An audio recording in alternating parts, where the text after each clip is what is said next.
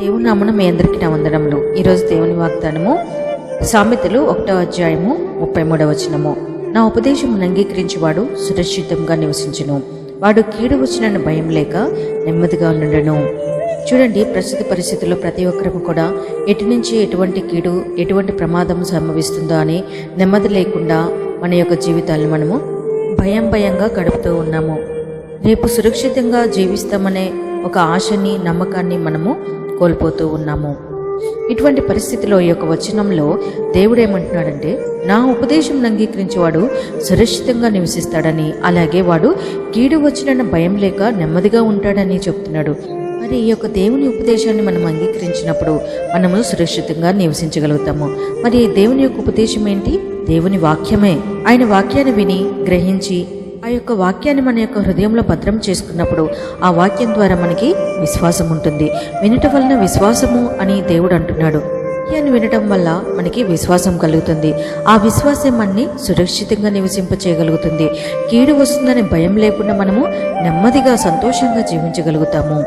అందుకే కీర్తనలు 119:93 వచనంలో కూడా ఈ యొక్క భక్తుడు ఏమంటున్నాడు, నీ ఉపదేశం వలన నీవు నన్ను బ్రతికించితివి, నేనెన్నడూ వాటిని మరువను అంటున్నాడు.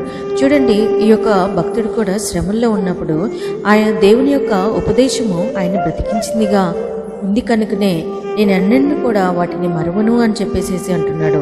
కాబట్టి ప్రియ స్నేహితులారా, దేవుని యొక్క వాక్యాన్ని మనము వినటమే కాదు, కానీ దాన్ని గ్రహించేవారిగా, ఆ యొక్క వాక్యంపై మనం విశ్వాసం ఉంచేవారిగా, మన యొక్క హృదయాల్లో వాటిని భద్రపరుచుకునే వారిగా ఉన్నప్పుడు ఆ యొక్క ఉపదేశం మనని కీడు నుంచి తప్పించేదిగా, సురక్షితంగా జీవింపజేసేదిగా, నెమ్మదిగా మనము జీవితాన్ని గడిపేవారిగా ఉండగలుగుతాము.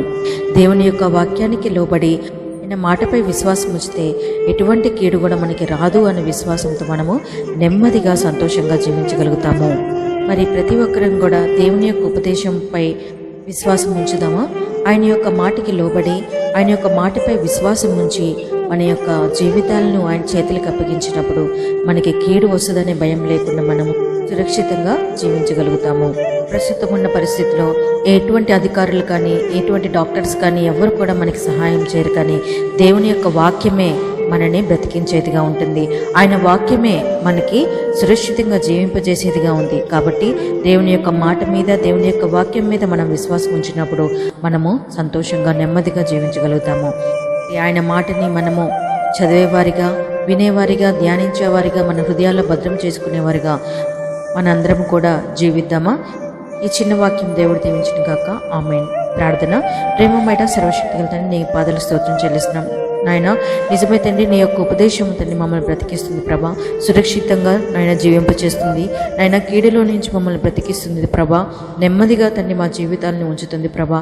అటువంటి నాయన వాక్యాన్ని మేము ప్రతిరోజు ధ్యానించేవారిగా, నాయన ఆ యొక్క వాక్యానికి లోబడి జీవించేవారిగా, నాయన ఆ వాక్యాన్ని తండ్రి మా హృదయంలో తండ్రి నాయన భద్రం చేసుకునేవారిగా మేమందరం కూడా ఉండి నాయన, ఇటువంటి పరిస్థితుల్లో ప్రభ నాయన, అయ్యా నీ వాక్యము నాయన మాకు బలాన్ని ఇచ్చేది కాబట్టి నాయన, నీ వాక్యాన్ని మేము ప్రతిరోజు ధ్యానిస్తూ ప్రభా ఆ యొక్క భయంకరమైన పరిస్థితుల నుంచి మేము కీడు వస్తుందనే భయం లేకుండా సంతోషంగా జీవించే కృపని ప్రతి ఒక్కరికి కూడా దయచేయమని యేసు నామమున అడిగి వేడుకుంటున్నాం తండ్రి. ఆమేన్.